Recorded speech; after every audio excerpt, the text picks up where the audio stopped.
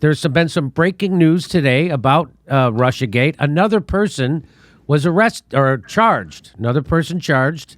The person connected with the Steele dossier. So let's start here. They were involved with that fraud of the fake dossier, the phony dossier. It may be dirty, but it ain't fake. That's the president's line, though, on the infamous dossier. But how much longer will he keep saying that? Well, the dossier on its face is still considered an unverified document compiled by British intelligence officer Christopher Steele based on raw intelligence. To date, none of it has been disproven. And whole big parts of it are holding up, as special counsel Robert Mueller's investigation has methodically yielded indictments and plea agreements from which numerous court filings have lined up almost exactly with some of the reporting in the dossier. That includes documents from the indictment against 12 Russian intelligence officers and court documents from Michael Cohen, Michael Flynn, Paul Manafort, and George Papadopoulos. So that, I don't know if you know who that is. That's Nicole Wallace. So this MSNBC hired this person who used to be the chief liar for the George Bush administration. And now she's the chief liar for the MSNBC, lying about another CIA concocted story. She lied about WMDs in Iraq, and now they're lying about this. And how do we know? Well, the main researcher, this is from New York Times, the main researcher of the so-called Steele dossier was arrested as part of the Trump-era special counsel inquiry led by John Durham. So now there's doing an investigation about possible criminal activity among the people who were pushing RussiaGate. And guess what? They keep finding people who were lying to the FBI, concocting a conspiracy. And this is another one. For 4 years, prominent media political figures relentlessly promoted conspiracy theories that the president is a Russian agent and a blackmail victim. They'd love it if everyone just forgot all about that. But unfortunately, people who fabricated this scam just keep getting arrested. So this guy's name is Igor Danchenko, and he was taken into custody Thursday morning as a part of a special counsel John Durham's investigation into the origins of the Trump-Russia. He's been charged with 5 counts of making false statements. 5. Danchenko was a primary source of information for the so-called Steele dossier, which Nicole Wallace just said was 100% true and verified and all that stuff. Of course, it wasn't. And I bet that video is still up on YouTube. They don't ever have to take it down when they get caught lying. A collection of reports compiled by this guy Steele. The dossier contains salacious claims about Trump as well as allegations that people within Trump's orbit were conspiring with Russia during the 2016 U.S. presidential election. Also, the FBI later used Steele's dossier to get surveillance on former Trump campaign advisor Carter Page. The FBI interviewed Danchenko several times in 2017 about the information he had provided Steele. According to the indictment, Danchenko lied to the FBI in those interviews about his sources. So here it is. So so tell me what this says. I'm going to bring in Aaron. And so it says, according to the new Durham indictment, the Steele dossier is even more partisan and corrupt than previously known. We knew that Steele worked for Clinton campaign and the DNC. Yes, so the dossier was paid for by the DNC and the Clinton campaign, even though they lied for a year and said they didn't. Now we learned that not only did the Democrats fund the Steele dossier, but the dossier used a Democratic operative as a key source. So, Aaron, come in. Tell me who was the key operative. So that's what this says, right? That's right, because basically this guy, Igor Danchenko, he's now been indicted for lying to the FBI.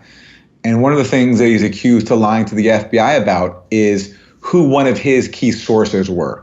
Because Christopher Steele, who used Igor Danchenko for his documentary, supposedly had this network of high-level top Russian sources, right? That was the story we were told. Well, it turns out, and we learned this today, amazingly, it's 2021, after 4 years of this, more than that, we're learning today that one of the key subsources that Igor Danchenko used and then went to Christopher Steele with was a guy named Charles Dolan, who is described in the indictment as a public relations executive. And who is he? He's a guy who is a 2-time chair in the state of Virginia of Bill Clinton's election campaign. He was appointed to a senior State Department, he was appointed to a State Department advisory board by Bill Clinton. He was an advisor to Hillary Clinton's 2008 campaign. And what this indictment says is that basically this guy, Charles Dolan, gave Igor Danchenko a number of claims that ultimately went into the Steele dossier.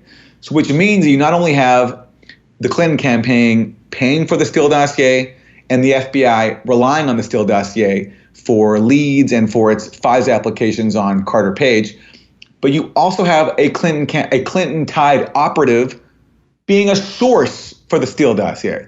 So the scandal was already huge because you had the FBI relying on the partisan fabrications of the Clinton campaign and the Clinton campaign contractor, Christopher Steele.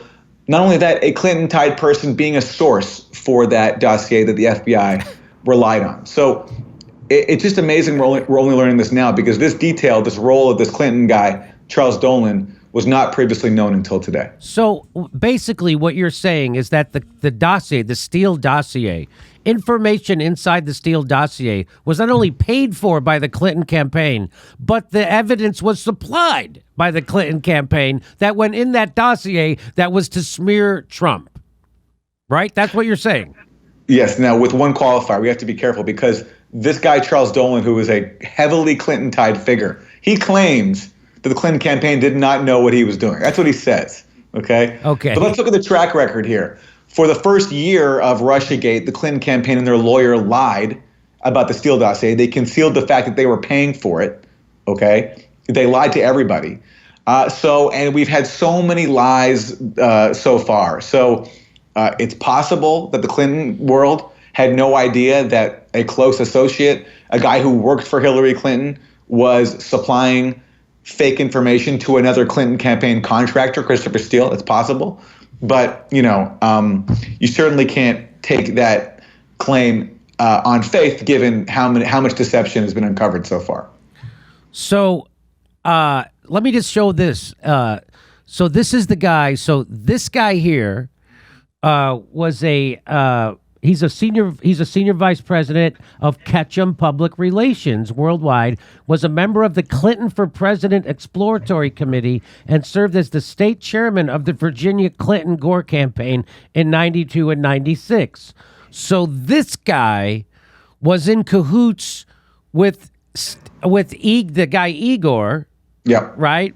And Igor lied to the FBI saying he never talked to this guy. Well, That's he did correct. talk to this guy who's and this guy fed Igor that information, which then got into the Steele dossier. Exactly right. So now we're uncovering we're peeling the onion, and you see what's really going on inside RussiaGate. Inside RussiaGate was a conspiracy concocted by the Clinton campaign and aided and abetted by the intelligence community and, of course, the establishment media. Go ahead. And Jimmy, you know what? There's one really more funny irony here. Now, for 4 years there was this obsession to find any possible way to connect someone in the Trump world with someone who either knows a Russian or has a Russian passport, Yes. right? Now, we're not xenophobes, so we didn't care if there was a tie between Trump and Russia. But that, again, according to the dominant mainstream narrative, if you could show somehow that Trump was somehow tangentially tied to Russia, that was explosive news. It was a very, very big deal. This guy, Charles Dolan, registered as a foreign agent for a Russian company, Gazprom, a Russian state-owned gas company. And he traveled to Russia extensively and had extensive ties to the Russian government. Way more ties to the Russian government than anybody in the Trump world, anybody. So according to the standards of the RussiaGate propaganda system that we've been treated to for 4 years, the Clinton world was much more, just by this guy alone, was much more tied to Russia than anybody who worked for Trump. And so again, another person making up shit about Trump. Why do you got to make stuff up? If it was true, why you don't have to make stuff up? Okay, let me just keep going here and show you a few more things. We just covered this like 2 weeks ago. Clinton lawyer charged with lying to the FBI during the Trump-Russia inquiry. So Hillary Clinton's lawyer was going and having meetings with the FBI, lying, planting stories, and then billing Hillary Clinton for those meetings. Okay, and so now here's James Comey. Now we've revealed him to be just as corrupt as anything this guy says about Trump is true about him. James Comey, there's no more corrupt liars in America or the world than James Comey. And Chris Wallace revealed that when he interviewed him, and we've exposed him on this show. And so watch how he does it again. And any fair-minded person knows what a scumbag thing he's doing here. Watch this. Did you believe his denial? Honestly, never thought these words would come out of my mouth, but I don't know whether the current president of the United States was with prostitutes peeing on each other in Moscow in 2013. It's possible, but I don't know. So I mean, So that he just says it. Let me just repeat this thing and say, I don't know. Maybe it is true. It's possible Trump had prostitutes pee on him while reciting the Pledge of Allegiance with Kid Rock blaring in the background. It's possible. I don't know. Is it possible that this is all a bunch of nonsense to avoid actually facing the truth that a game show host became president? Sure, it's possible. I don't know. Why don't they ask him that question? I'd like to hear him repeat that question. Is that possible that this is all a big conspiracy to try to shit out a game show host because he embarrassed you? Yeah, that's possible. Why wouldn't they ask that question? Because when they come back, here's what he says. Investigation's over now. Nothing in the Mueller report corroborated that salacious claim about the tapes and prostitutes. Do you regret making those comments, which some would see as sort of stoking the fires, or leaving it as an open question? No, I was trying to give an honest answer, and my answer would be the same today. But you could have just said, well, those were unverified. Right, I thought that's what I was saying. So now everybody gets to see that this guy's a bullshitter. Well, I thought that's what I was saying. Oh, everybody else knows what you were doing who watched that. Everybody else who's conscious saw what you were doing, including Anderson Cooper, which is why he's calling you on it, that you were forwarding and stoking the fires with this salacious rumor when you could have just said, I don't know. I don't Jimmy, know whether it's they true knew, or not. Comey and all of them, they knew right from the start pretty much the dossier was a scam. The FBI interviewed this guy, Igor Danchenko, in January 2017, okay? In January 2017. And he told them then, this only came out in 2019 after RussiaGate was over, after the Mueller investigation was over. He told them in January 2017, this is right at the start, that corroboration for his claims in the dossier was zero, and that he basically made all this up. The FBI did not tell the public that. And in fact, they didn't even tell that to a FISA court, because they went back 2 more times after that to a FISA court, cited the Steele dossier, claimed it was credible, and used that to get a surveillance warrant on Carter Page. So the FBI knew from the start that the dossier was a scam because the main source for it told them that. They concealed that from the public, from the FISA court, and then they did one of 2 things. They did something like James Comey, like when he was trying to sell a book, he says, I don't know if it's true or not. He played dumb. Or they even anonymously fed false claims to the media that actually aspects of the dossier were checking out. So if you read CNN in early 2017, you read The New Yorker in early 2017, there are anonymous officials quoted saying that they've actually been looking at the dossier and it's actually checking out, which was a complete lie. Yes. And they had gotten the truth, which was the exact opposite, which is that the dossier's main source had told them that it was all made up, that he basically had embellished so much and the corroboration for anything was zero. They hid that, and then they falsely told the public that actually the dossier was bearing out. And that suggests something. It suggests that they actually relied on this dossier in far bigger ways than they've actually disclosed, because otherwise, why would they feel a need to make the dossier look credible if they weren't relying on it? And the official story of how this whole Trump-Russia investigation began has never made sense. The FBI claims that they opened up this investigation, this whole thing, because they got a tip about George Papadopoulos, this other Trump advisor, and that he had made some kind of suggestion, that he had received some kind of suggestion that Russia could help Trump. There was nothing about stolen emails, nothing about Russia hacking the DNC. It was the most vague thing possible.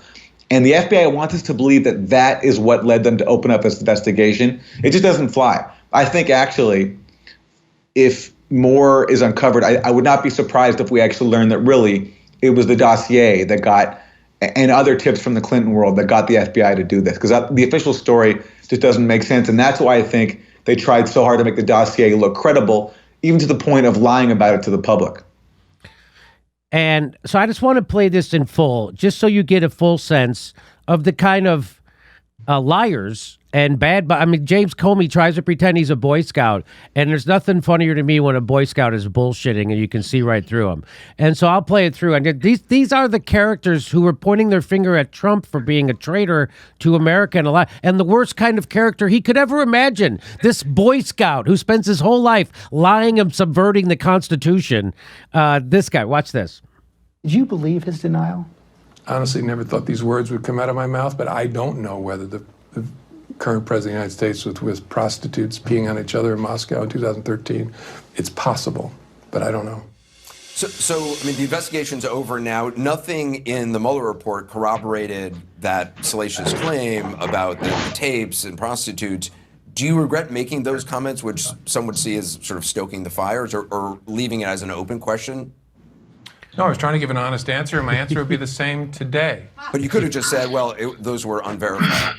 Right, I thought that's what I was saying. That I don't know whether it's true or not. It's a crazy thing to have to say, because with any other leader, I would say that's preposterous. It couldn't possibly be true. There's a footnote in the Mueller report that actually makes potentially oblique reference to these tapes, where someone in Russia is alerting, I think with Michael Cohen, in October, late October, we stopped the flow of the tapes. I don't know exactly what he means by that, but Mueller seems to connect it in some way to that allegation. Again, Mueller didn't say it wasn't the case. He didn't disprove it, but he also didn't establish that it was the case. Right. And I think that person said that those tapes were false. Yeah. Another important thing is the counterintelligence part of this work, which is whether the Russians had leverage over the president, that would be part of the counterintelligence investigation. Mueller left that with the FBI. His document is about a prosecutor's look at whether there are crimes to be prosecuted. Do you think the Russians have leverage over President Trump? I don't know the answer to that. You think it's possible? Yes. What a piece of shit. Yeah. All the way through, just pretending that, no, that's the, he's trying to be very sober, and I'm serious. He's such a bullshit all the way through that. All the way through it. And Jimmy, this raises another issue for me. Remember a couple of days before the 2016 election, Comey came out and announced he was reopening the Clinton email investigation because of what they discovered on Anthony Weiner's laptop, right? Yes. Remember that? And then Clinton campaign was very angry at Comey for that, and people used that as evidence that Comey was trying to sabotage her election. Here's what I think was going on. I think at that point, Comey realized what he had done with the Trump-Russia investigation.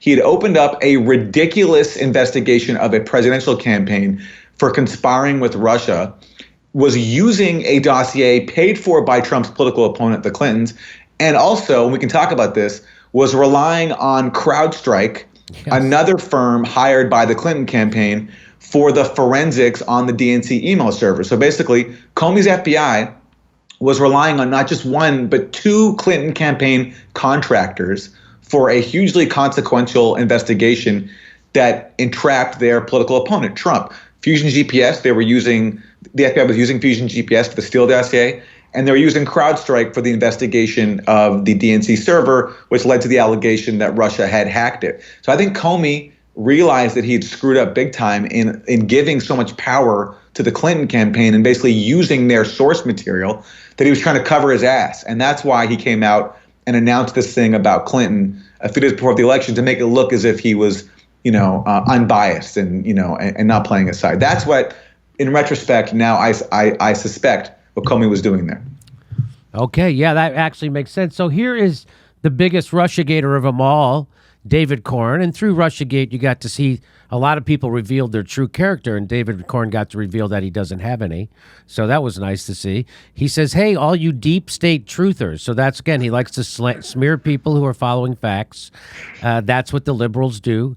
Hey, all you deep state truthers who said I was part of the conspiracy to sink Trump by passing the Steele memos to the FBI to kick off the Russia hoax investigation, or by obtaining the Steele memos from the FBI to publicize them, read the Inspector General's Mueller's report and weep. There was no hoax. So that's him still backing up the Steele dossier, right? That's what that is, Aaron? Yeah, and he's also trying to just say that the Russia investigation itself was credible. Yes. That like he's trying to argue that Steele didn't play a very big role in the Russia investigation, so it's not a hoax. So here the New York Intelligencer finally got around in July to writing this. The Steele dossier was a case study in how reporters get manipulated. Let's do this. With all the P-tape jokes today, I'd like to submit that the biggest P-tape joke has been the pundits and other prominent voices who've taken it seriously. Here is Rachel Maddow in January 2017 warning that Putin may use the P-tape to force Trump to withdraw U.S. troops near Russia. This is true. You want to see it? Here it is. The outgoing president is very quietly leaving thousands of U.S. troops on Russia's doorstep on his way out the door. And here's the question. Is the new president going to take those troops out? After all the speculation, after all the worry, we are actually about to find out if Russia maybe has something on the new president. We're about to find out if the new president of our country is going to do what Russia wants once he's commander-in-chief of the U.S. military starting noon on Friday. What is he going to do with those deployments? Watch this space. Watch this space. This is the kind of stuff you'd expect someone live streaming from their garage to say. It's just unbelievable. And she did it all without a tinfoil hat. That's the beauty. And so here, everything you need to know about the corporate media in two screenshots. First one is Rachel Maddow rooted for the Steele dossier to be true. Then it fell apart. Inside the massive MSNBC deal paying Maddow to work less, she's going to get $30 million annually while they end her show. She's still going to get $30 million fucking dollars. Wow. So, and by the way, how did this all get started? So here's Chuck Schumer to let you know that if you stick the thumb in the eye of the establishment, the intelligence community will come back and fuck with you. How do I know? The most powerful Democrat in the Senate said it. Shots, this antagonism, this taunting to the intelligence community. You take on the intelligence community, they have 6 ways from Sunday at getting back at you. So even for a practical, supposedly hard-nosed businessman, he's being really dumb to do this. What do you think the intelligence community would do if they were motivated? I don't know, but from what I am told, they are very upset with how he has treated them and talked about them. And we need the intelligence community. So that's the Democratic leader, at the time the most powerful Democrat in the country, saying on a television show into a camera that the president of the United States better watch himself around the CIA and the FBI or else they're going to fuck with him. And he's cool with it. He's cool that we don't have civilian control of our intelligence community, that the tail wags the dog, that you think you're voting for a foreign policy. You're not. They get to decide, the deep state. He's admitting that there's a deep state, A, and B, that they fucking control the president, and that the president and every other politician better watch out for the intelligence community or else they're going to get messed with. And Rachel Maddow has what would they do? What would they do? Uh-huh. Like, she doesn't go, that's horrible. Do you know what the implications of that is, Chuck? She doesn't say that. Over to you, Aaron. Anything you'd like to say? You have to add to this? The only Democrat in the last few years who's been willing to publicly challenge the intelligence community was Tulsi Gabbard. She was calling out the CIA for arming sectarian death squads in Syria. She tried to bring some oversight there, and she got chased out of Washington. I mean, basically everybody in the Democratic Party sold her out. So it's been only Republicans in the last 4 years who've been willing to, it's weird, have only challenged the intelligence community because the Democratic Party has completely wedded themselves to the national security state, even more than they were before Trump took office, which they were pretty tight already before. But even after Trump, the CIA and the FBI became the answer to Trump. Instead of presenting a genuine opposition to Trump, like challenging him on his policies, presenting economic policies that could help people, giving people health care, all the things that I think could have weakened Trump. They instead decided to make the FBI and the CIA the heroes. So it's a situation now where there's even less oversight of the intelligence community than before. And the only ones doing it have been on the Republican side. And even those doing it have been targeted for it. So, Devin Nunes on the House Intelligence Committee, he's been vindicated a lot of times for what he said about early on about the FBI surveillance abuses. But if you looked at how the media treated him and how they treated one of his top staffers, this guy named Kash Patel, who I recently interviewed, they were vilified in the media and portrayed as enemies of the state and all that, all because they were just trying to bring some basic oversight on such a key investigation. And everything that they said about it was vindicated. But in the eyes of the media, that hasn't really mattered because, again, the Democrats and a lot of partisan media characters have decided that they are just completely now in league with the national security state. I mean, you've talked about this a lot, how many former intelligence officials, including those behind RussiaGate, now work as analysts at CNN and MSNBC. It's crazy.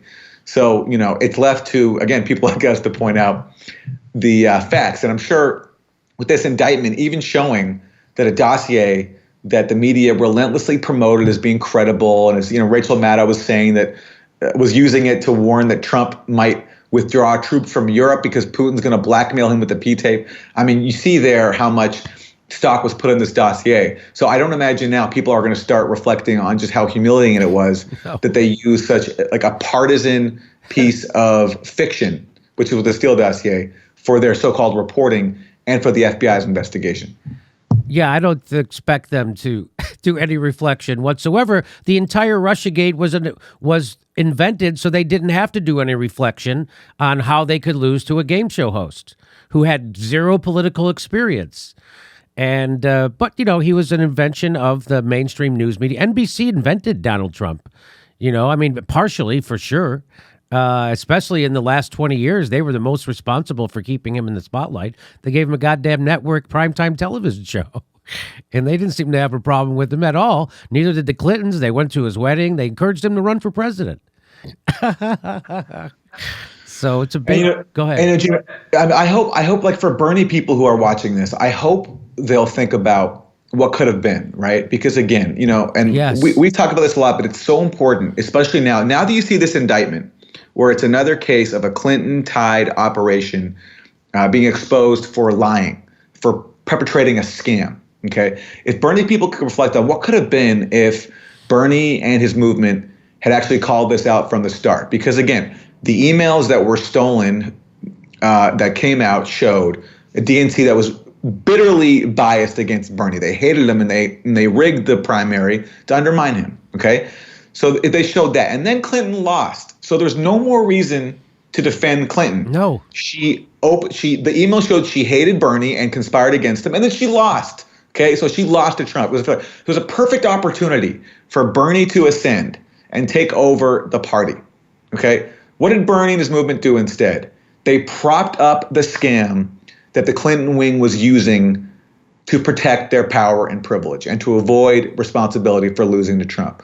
It is one of the biggest political tragedies on the left that I can think of. And that's why for people who question why we still cover it, we're not just gloating because we got it right, even though, it's fun to do that because everyone else got it so wrong and they attacked us so bitterly for getting it right? We were outcasted for it. It's not just to do that. It's to show the consequences of being on the left and propping up the scams that are used to preserve the power of the neoliberals who want to destroy the left. And that's what RussiaGate was. It was not just a really dumb way to resist Trump. It was actually a way to suppress the left. And I hope that message becomes even more clear now that a Clinton-tied operative as part of a Clinton scam is under indictment. So, Aaron, I'm going to dinner tonight with an old roommate and his wife, and they're average. They're not average people. They're your normal fastball down the middle news consumers, right?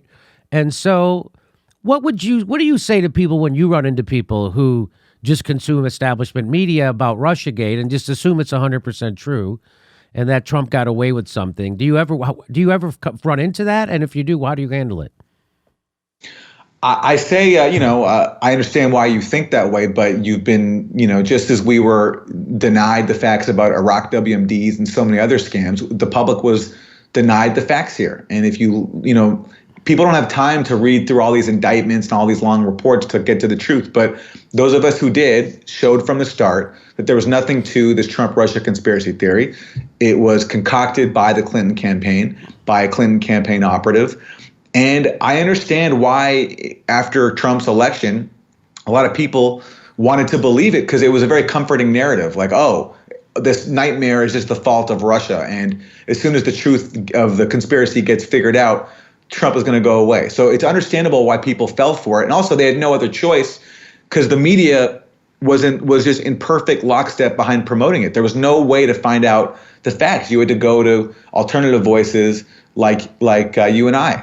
So it's understandable why people fell for it. But I hope now, after 4 years of repeated bombshells turning into duds, a Mueller investigation that found no Trump-Russia conspiracy, and just thinking about who benefited from all this. Think about who benefited. Hillary Clinton benefited, cable news benefited, the intelligence community benefited, but the people didn't benefit. We suffered. Like the biggest example, there were bigger protests by liberals to save Jeff Sessions' job than there were to save the Iran nuclear deal or save the Paris Climate Accord or save the Obamacare or to protest Trump's tax cuts. One of Trump's few accomplishments was to give the wealthy a major tax cut. Okay? Bigger protest to save Jeff Sessions' job than to oppose that tax cut. And that's what it did to the liberal cause for 4 years. And we're lucky. I mean, for people who didn't want to see Trump reelected, think about if not for coronavirus, what would have Democrats ran on, right? They would have been humiliated by this Russia thing, and that's all they talked about for 4 years. All Nancy Pelosi said was all roads lead to Putin. That was her mantra. And if not for coronavirus, I think you can reasonably say that Trump would have won. Yes, he definitely would have. If it not for him, that's what it takes to get a lump like Joe Biden elected these days, a neoliberal shill. It's going to take, a war or a pandemic. And they got it. They got their pandemic.